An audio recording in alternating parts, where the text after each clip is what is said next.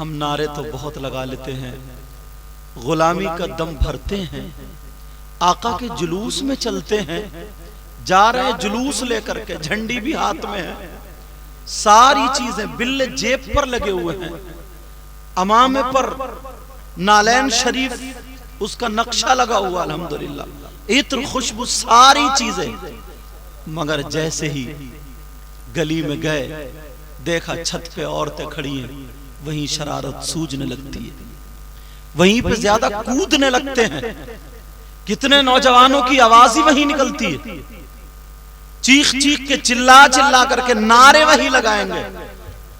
ایمانداری سے بتاؤ، سینے پہ ہاتھ رکھ کر جھگڑے تو بہت کر لیتے ہیں، کیا یہ غلاموں کا کام ہو سکتا ہے؟ کسی غلام کا یہ نظریہ ہو سکتا؟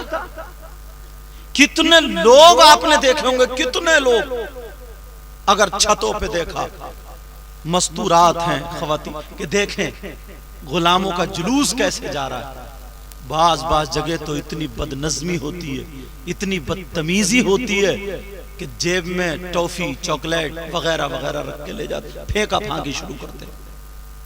اور ہمارے گھروں کا بھی یہ عالم ہے، باپ اپنی بیٹی کو آدھا گھنٹہ پڑھا نہیں سکتا، دینی باتیں اسے بتا نہیں سکتا،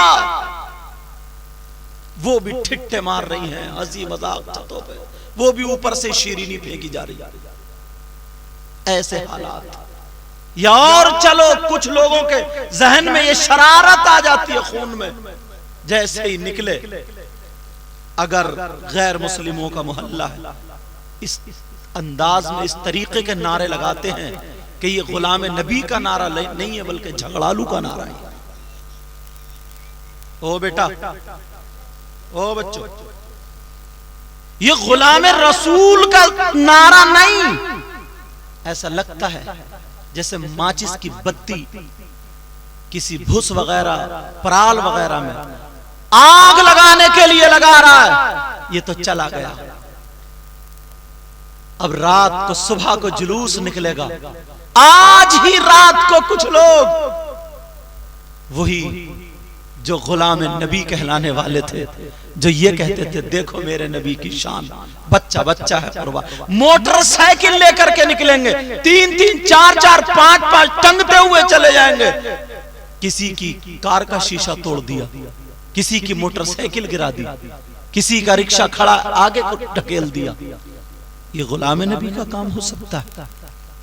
کسی کا بلب توڑ دیا، کسی کے گھر میں پتھر پھینک دی، کسی کے گھر میں گندگی ڈال دی، یہ غلام نبی کا کام ہو سکتا ہے؟ تم خود بتاؤ، بہت جھگڑے کرتے ہو صاحب، بہت جھگڑے کرتے ہو کہ یوں اور تو سب مفتی بن جاتے ہیں، اور مفتی نہیں مفتی ہیں بالکل۔ جب یہ لوگ پڑھتے تھے، میں مفتی شریف الاقصی قبلہ کا شعر کہتا تھا، میں مفت کا مفتی ہوں، کوئی فتویٰ تو پوچھ کے دیکھے، ہر فتویٰ بتا دوں گا شریعت کے علاوہ۔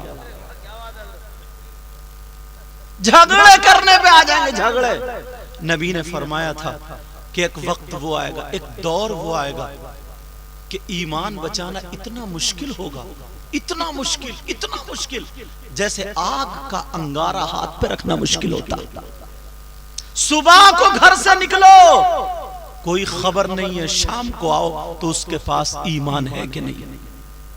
دو ان پڑھ مفتی بنے، جھگڑا کرنے لگے، ڈائریکٹ بولا۔ یزید نے امام حسین پاک کو، ان کے بچوں کو شہید کروایا تھا، تو اس کا باپ جو حضرت امیر معاویہ رضی اللہ تعالیٰ عنہ صحابی رسول، ان کو گالی دینے لگتا ہے۔ اب اس کا ایمان کہاں گیا؟ مفت کا مفتی ہے نا، اسے پتہ نہیں ہے، کاتب وحی ہے یہ۔ ادھر سے وہ آیا، بس کوئی محرم کو دیکھ کے یا اسے دیکھ کے وہ اتنی حد سے آگے بڑھ گیا، وہ امام حسین تک کی شان میں گستاخی کر بیٹھا، یہ بھی گیا کام سے۔ ایمان کا بچانا اتنا مشکل، شیطان نے ان کو ڈال دیا، بحث کر، اب شریعت میں طبیعت ملا، جہاں طبیعت ملاؤ گے وہیں مارے جا رہے۔ کسی عالم کے پاس مسئلہ لے کے نہیں جائیں گے, نہیں پوچھیں گے. ابھی پوچھ لو کون نبی, یہ دیکھنا جلوس میں. اور ہاں کچھ نعتیں ایسی ہیں جو پاکستان سے پڑھی گئی ہیں, اس پہ میوزک کی طرح ہوتا ہے کہ سوڑا آیا اور نعتیں, تو لڑکوں نے اس پہ ڈی سی ایم پہ وہ ڈی جے رکھ لیے, اور محلے کے کچھ ان کے تو نچکئیے ہیں, ناچنے کی عادت ہے, اس میں دھوں دھوں ہوں ہوں ہو رہی ہے, یہاں تک کہ وہ ہرے ہرے کپڑے یہاں باندھ لیے, رومال لیے, اس پہ ڈانس کرتے ہوئے جا رہے ہیں یار, ڈانس کرتے ہوئے, ناچتے ہوئے جا رہے ہیں. کہاں جا رہے ہو؟ نبی کے جلوس میں.